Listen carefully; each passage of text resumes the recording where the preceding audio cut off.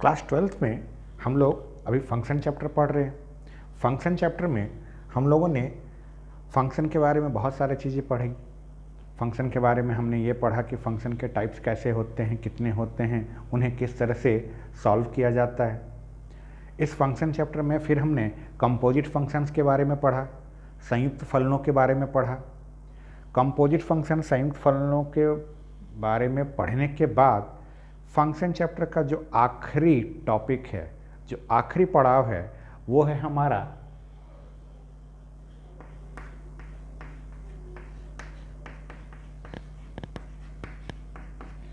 Inverse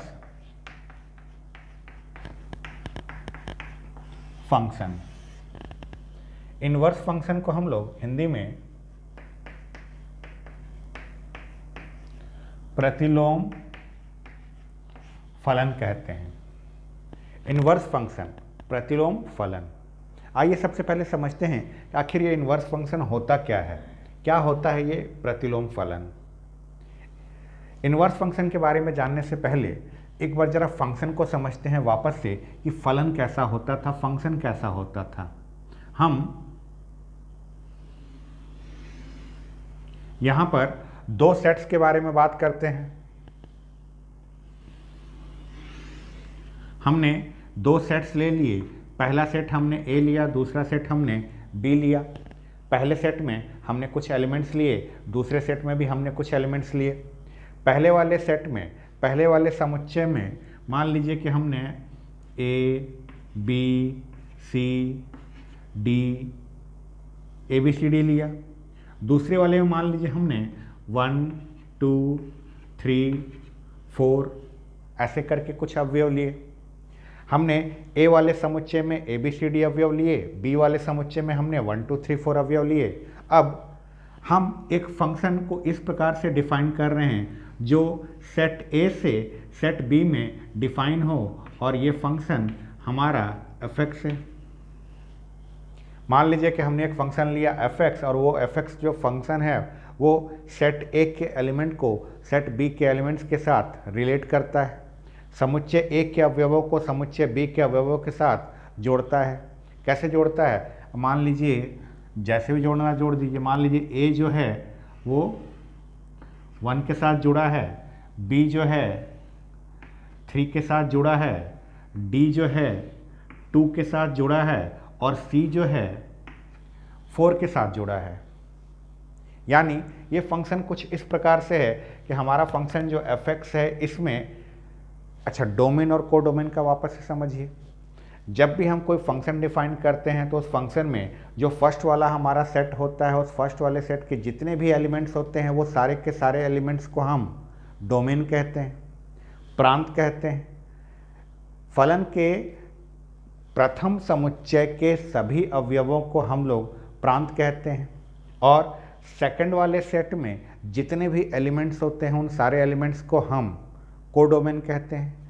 second set के सारे elements को हम कोडोमेन कहते हैं, और सेकंड सेट के जो जो एलिमेंट्स फर्स्ट सेट के एलिमेंट्स के साथ जुड़े हैं उन्हें हम रेंज कहते हैं। रेंज और कोडोमेन दो अलग अलग चीज़ें हैं, इस बात का ध्यान रखिएगा। फिलहाल बात करते हैं कि अगर ये फंक्शन हमारा fx जो है सेट ए के एलिमेंट को सेट बी के एलिमेंट से जोड़ रहा है, तो यहाँ पर ए बी सी डी ये जो हैं इसके डोमेन के हिस्से हैं, और 1 2 3 4 जो है इसके कोडोमेन का हिस्सा है। आखिर कोडोमेन और रेंज यहाँ पर बराबर है ये बात अलग है, लेकिन हम बात सिर्फ कर रहे हैं अभी फ़िलहाल डोमेन और कोडोमेन की। फर्स्ट वाला सेट जो होगा ये डोमेन, सेकंड वाला सेट जो होगा कोडोमेन। मेन जो समझने वाली बात यह है वो ये कि अगर हमारा फंक्शन fx है तो इस fx में जो x इनपुट के रूप में आ रहा है, x जो है जो इनपुट के रूप में आ रहा है फंक्शन में, वो x आ कहाँ से रहा है।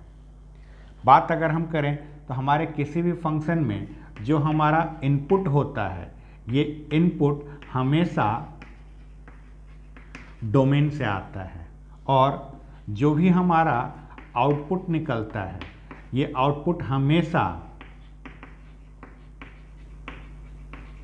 कोडोमेन से निकलता है।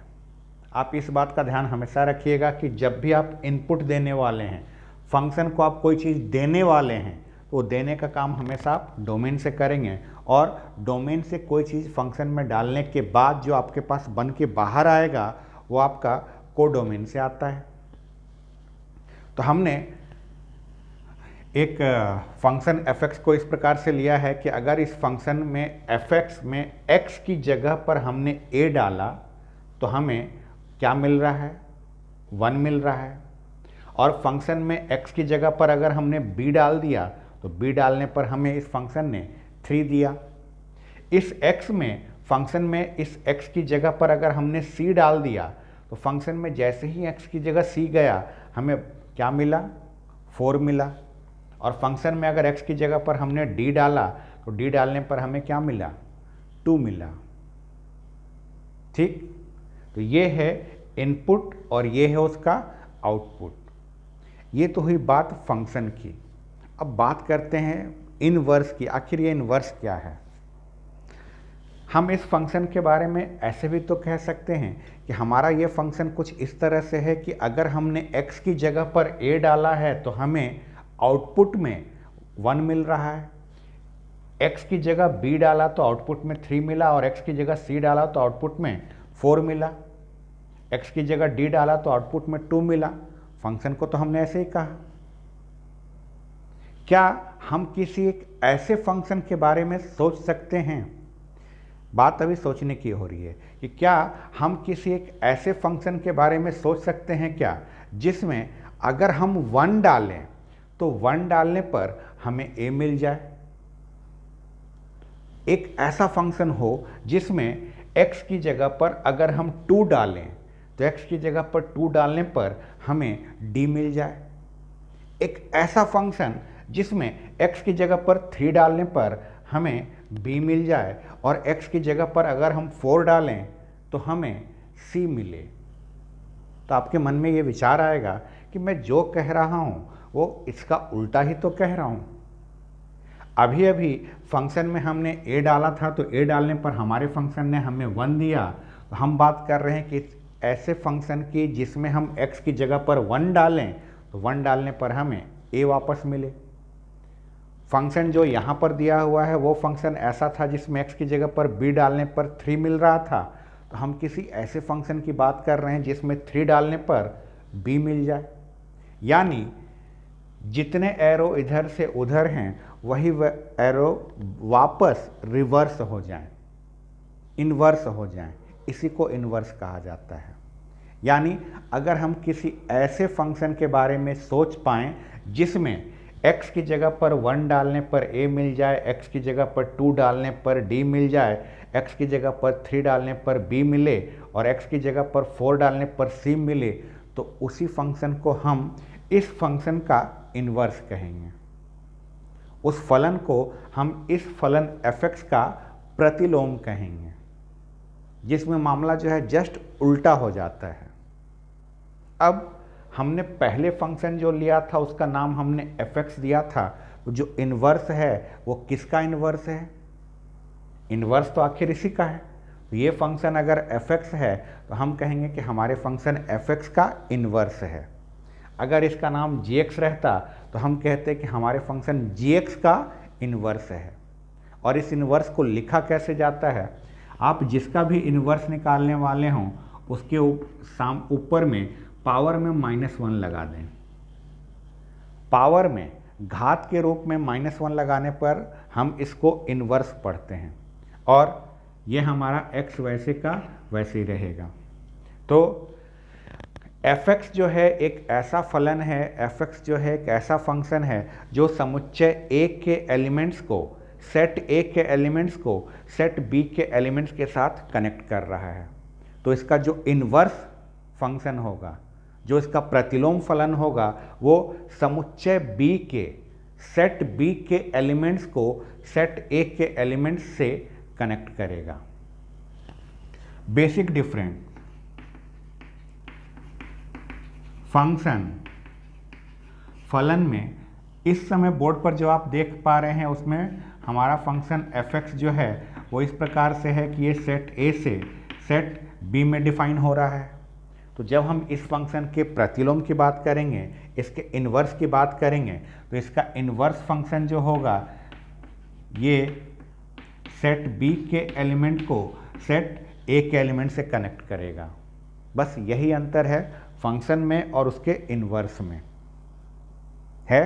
अब समझिए, जब हम फंक्शन f(x) ले रहे थे तो f(x) फंक्शन में ये x, ये a जो है ये इसका डोमेन है और ये b जो है ये इसका कोडोमेन है। जब हमने फलन f(x) लिया तो फलन f(x) में a जो है इसका प्रांत है और b जो है इसका सहप्रांत है। लेकिन जैसे ही हमने इन्वर्स फंक्शन लिया, जैसे ही हमने इन्वर्स किया, इन्वर्स करने पर अब b जो है वो डोमेन बन चुका है और ये a जो है अब कोडोमेन बन गया है। आखिरकार इन्वर्स भी तो अपने आप में एक फंक्शन ही है। हम लोग इन्वर्स फंक्शन पढ़ रहे हैं ना, मतलब इन्वर्स जो है वो भी अपने आप में क्या है, एक फंक्शन है। और अगर ये फंक्शन है तो जब भी दुनिया का कोई भी फंक्शन हो वो किसी सेट से किसी सेट में डिफाइंड हो, जो पहले वाला सेट रहता है वो उस फंक्शन का डोमेन कहलाता है और जो बाद वाला सेट होता है वो उस फंक्शन का कोडोमेन कहलाता है। बात बस इतनी सी है। इतनी सी बात आपको समझ में आई होगी।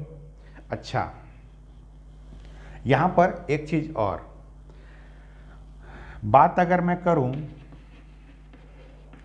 ऑर्डर्ड पेयर की, बात मैं कर रहा हूँ क्रमित युग्म की। किसी भी फंक्शन को, एलिमेंट्स को हम ऑर्डर्ड पेयर में, रिलेशन में तो हम करते ही थे।